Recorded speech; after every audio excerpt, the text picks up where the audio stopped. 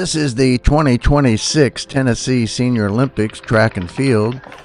We had a number of running events as usual, everything from 50 meters up to the 1500. We had all ages. Of course, senior games and senior Olympics starts at 50. And we have people in their 90s. In fact, I think we had several over 100. So just a lot of competition and people you see year after year and renew friendships, and it's always a blessing to be involved in the Tennessee Senior Olympics. We also had a lot of the field events. There's the discus, shot put. I didn't video other field events, but these were some of the ones that competitors, also the high jump. So we had some, obviously always had good competition and great people that continue to maintain strong health and fitness, and we hope they'll also be strong spiritually. At the 2026 Tennessee Senior Olympics with Brian Egan. Good to see you again, John. Yeah, it's always good. We saw each other in Florida. So 3 years ago, yeah. Right before I had to get the knee replaced. Yeah, cross country, and I've had both my knees replaced. Brian, tell us about your background and history in sports and a little bit. Yeah, it's funny. I'm holding with me today. I've been carrying it a lot this year. I'll tell you why in a second. This is the ribbon from a CYO track meet in 1977. It's the first time I ever ran the mile. It was on May 21st of 1977, and I ran a 6:14. I love it. Now, the reason I'm carrying it with me now is that next year will be 50 years to the day from my first mile. That's great. Since I saw you last in Florida, I know you know, we wouldn't have to tell everyone, I'm a little heavier post-knee surgery. I had a lot of setbacks with it. Yeah. So a little bit of depression, a little bit of just struggling and wondering, am I ever going to be able to move again? So I had to go through PT 3 times, but I picked this up at the beginning of the year. I started going to church a little bit more, and I started thinking about what's something simple. Yeah. Can I just beat or chase down 9-year-old me? Yeah. So that's been the focus of this year. That's a great concept. Yeah. Can I just chase 9-year-old me? If I can edge him one more year. And what was that 9-year time? 6:14 mile. So a 6:14 mile translates to about a 5:45-ish or 5:48. 1,500 meters. Now today, I know I'm still out of shape. I'm 30 pounds down from the beginning of the year. Since January, what do you attribute that to? Just exercise? Honestly, faith. Faith. I got a little lost post-surgery. I got a little too much in my own feelings. I hear you. But started connecting, started going to church a little bit more, started going to mass sometimes during the week, adoration and stuff like that. But it's funny how in January and February, once I committed to just trying to walk and then more PT, then slowly get in shape enough to run, my steps per week, I was probably at 180,000 steps for the month of January. And now I'm at 500,000 steps. I'm getting about 20 to 22,000 steps a day in with the job I have and everything else. How do you keep track of it? My Garmin. Okay. I'm one of those tech geeks. But as the weight's coming off, I'm just finding more and more belief that this thing that God put us in is a temple. We got to take care of it. I'm much more conscious of how I'm eating. I'm no longer anxiety eating because I've really put it in His hands and just allowed myself to reconnect. And the other thing that's great about this event is seeing familiar faces like you. Like I just saw Mark Carver run again. I met Mark when I first started doing the Senior Olympics in 2017. He's an incredible athlete. So every time like I might feel sorry for myself or I'm like things aren't going well or I'm having employment issues, I find that this community and the one I get at church really keeps me centered on the long race. Paul talks about the importance of endurance and run the good race, but don't quit. Don't quit. Yes, we are saved through the sacrifice of Jesus, but that doesn't mean we give up. I love that. So it's great for me to see you still out here. I turned 59 in January, in the 50th anniversary of 9-year-old me. I'll send you an update. We'll see if I can beat a 6:14 mile.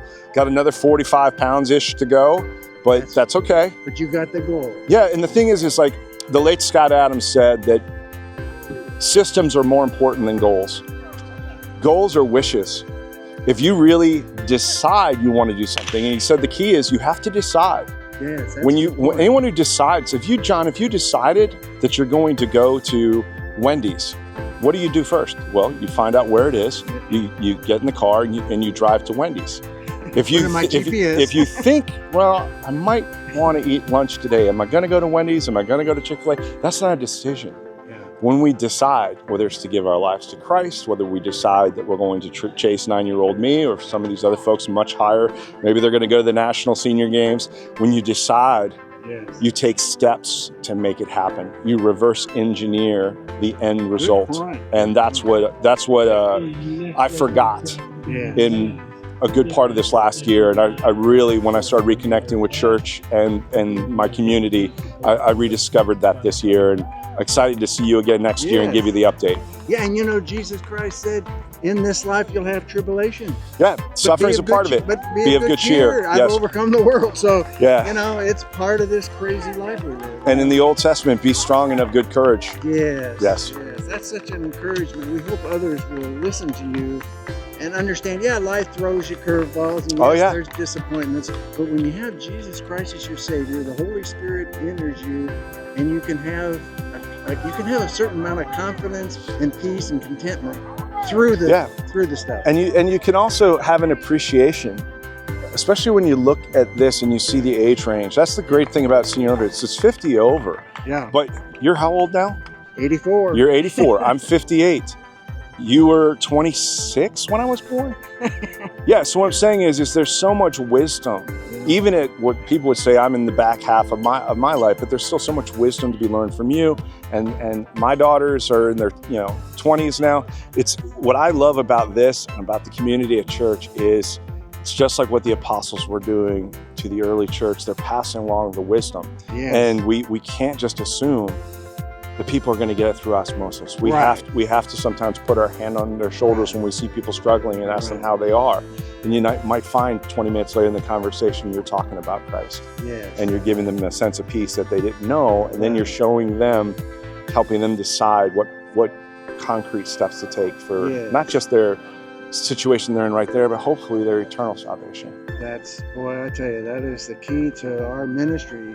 We want people out of the darkness into the light. And the world, we have an enemy. I mean, we have an enemy that wants to kill, steal, and destroy. And he'll try and suck you into anything to keep you away from the truth of Jesus Christ. Yeah, and I think he was talking to me in the last 300 meters of the 1500 telling me to quit.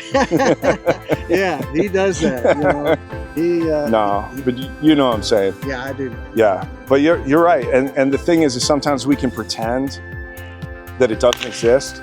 Like when I was eating my feelings for much of last year, I was kind of pretending. I wasn't being real about the laws of physics and thermodynamics, that when you eat more calories than you burn, you're going to gain weight.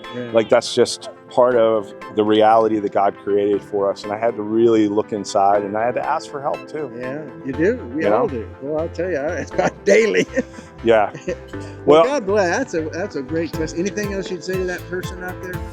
No, I think the thing is there's so much nihilism in this world. I think so many of the young kids have grown up quite discouraged and cynical between what's out of reach for them that maybe was in reach for their parents or their grandparents in terms of, well, we were promised if we did X, Y, and Z, life would turn out this way.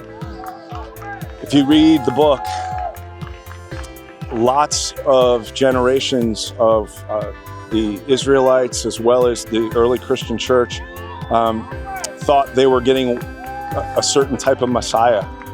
And it wasn't. God had other plans. So sometimes when, life, don't sit there and wallow in, it's not fair. Why is this happening to me? Be strong and of good courage. Endure.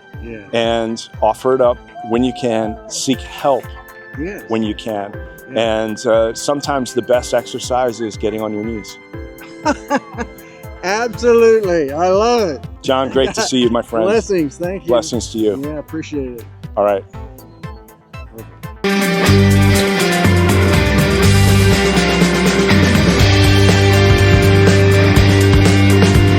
We want to thank you for watching RedefiningAging.us. I'm John Disterdick, your host. And our goal for the series is pretty simple. We just want to enhance the quality of people's lives. So if you know of an event that you think would be one for good for us to cover, please fill out the form on our website, and not only the event and what it is, where it is, when it is, and if there's a person you know that you think would be a good person for us to do a testimony on in some event, please let us know. And if you want a fuller description of my testimony, you can either go to johndisterdick.com and look under ministry, or you can go here at redefiningaging.us. We appreciate your viewership. God bless, and hope to see you on more shows.